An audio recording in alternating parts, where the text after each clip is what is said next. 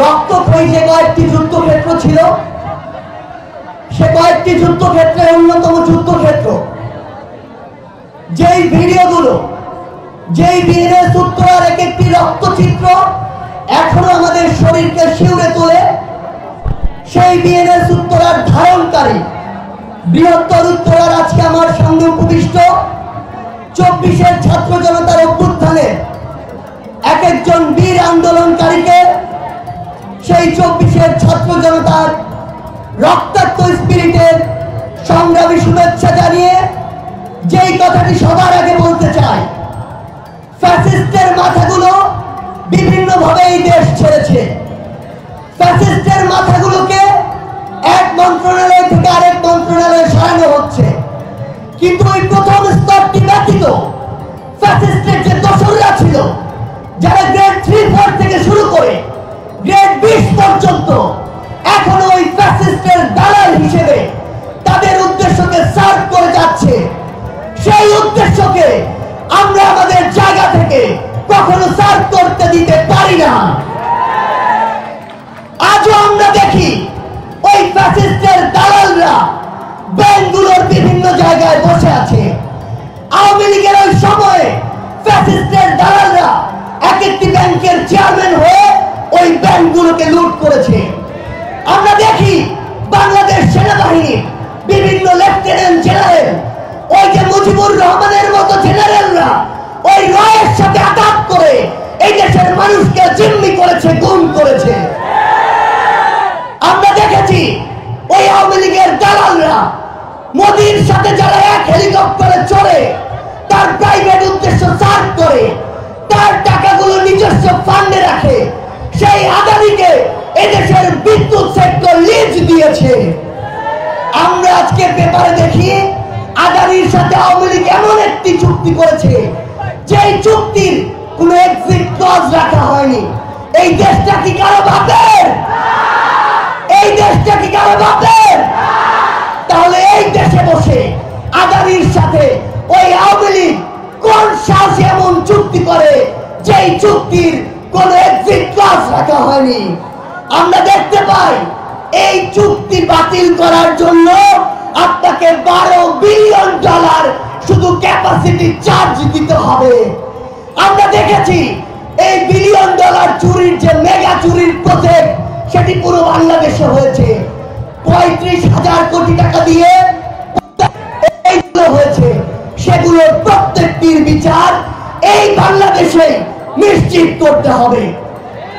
আমরা আমাদের জায়গা থেকে দেখেছি বিগত 16 বছরে আবার কোন একজন ভাইকে যদি দাড়ি রেখেছে তাকে ট্যাগ দিয়েছে, আবার কোন একজন ভাইয়ের কপালে যদি সিজদার দাগ দেখেছে তাকে ট্যাগ দিয়েছে, কারো গায়ে যদি পাঞ্জাবি পায়জামা দেখেছে, কখনো যদি পলিটিক্যালি থ্রেট মনে হয় তাকে ট্যাগ দিয়েছে।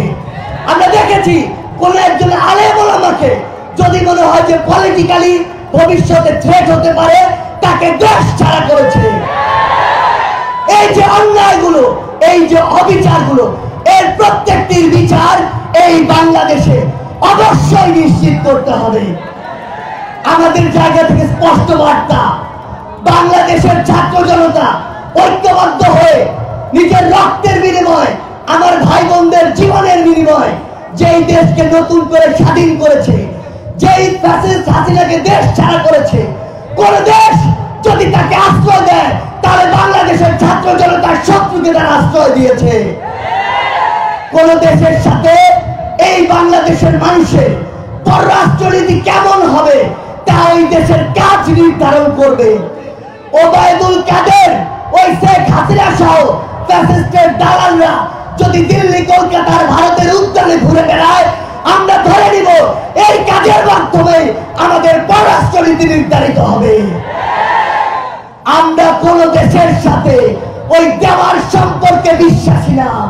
আমরা প্রয়োজন হলে আরো রক্ত দিব, তবে আমাদের এই যে সমতার সম্পর্ক, সমতার পররাষ্ট্রনীতি, সেটি বাস্তবায়ন করব।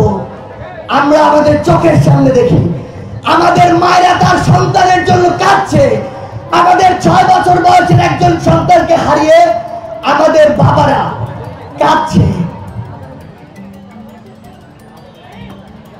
আজান হচ্ছে কি?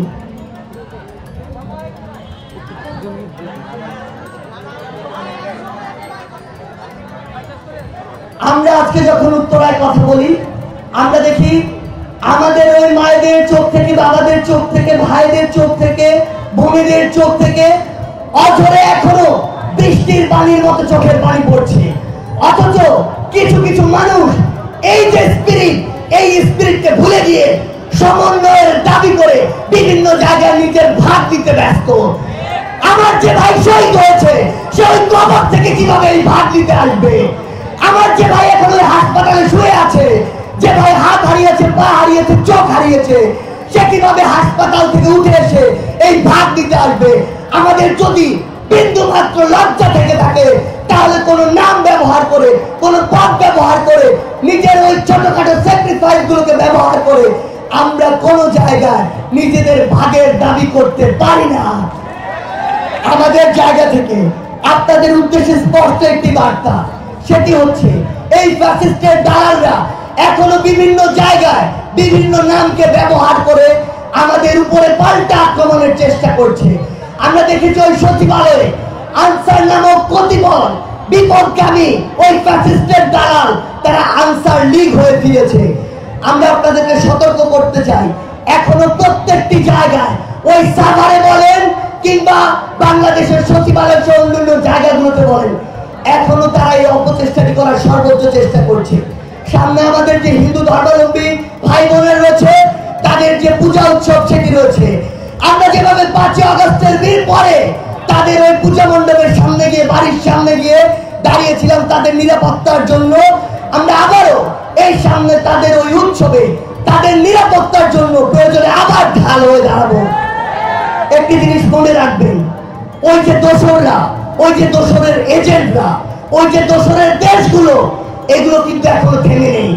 তাদের রক্ত কিন্তু এখনো ঠান্ডা হয়ে আছে। তারা কিন্তু এখন বিভিন্ন এজেন্টের মাধ্যমে এই পরিকল্পনা আসছে কিভাবে পাল্টা ছবল দেওয়া যায়। আমাদের ছোট ছোট স্বার্থ, আমাদের ছোট ছোট রাজনৈতিক উদ্দেশ্য, এই বিষয়গুলোকে অনুরোধ করছি এক পাশে রাখবেন। সামনে জনগণের ভোটে নির্বাচিত জনগণের সরকার হওয়ার পূর্ব পর্যন্ত আপনাদেরকে এই ছোটখাটো স্বার্থগুলো এক পাশে রেখে বাংলাদেশ রাষ্ট্রের জন্য, বাংলাদেশের জনগণের জন্য ঐক্যবদ্ধ হতে হবে। এবং এই ঐক্যবদ্ধ হওয়ার কোনো বিকল্প নেই। শুধু একটি জিনিস মনে রাখবেন, যদি কোনোভাবে আমাদের এই খামখেয়ালির জন্য, ছোটখাটো স্বার্থের জন্য কোনোদিন ওই ফ্যাসিস্টরা এই পাল্টা আক্রমণ চালাতে পারে, এই সামনে যারা বসে আছেন আমার ভাইয়েরা, বোনেরা, এই বাংলাদেশের জনগণ, বিশ্বাস করুন সকলকে সারা জীবনের জন্য একটি বন্দিশালায় থাকতে হবে। আমরা এই বন্দিশালায় আর থাকতে চাই না।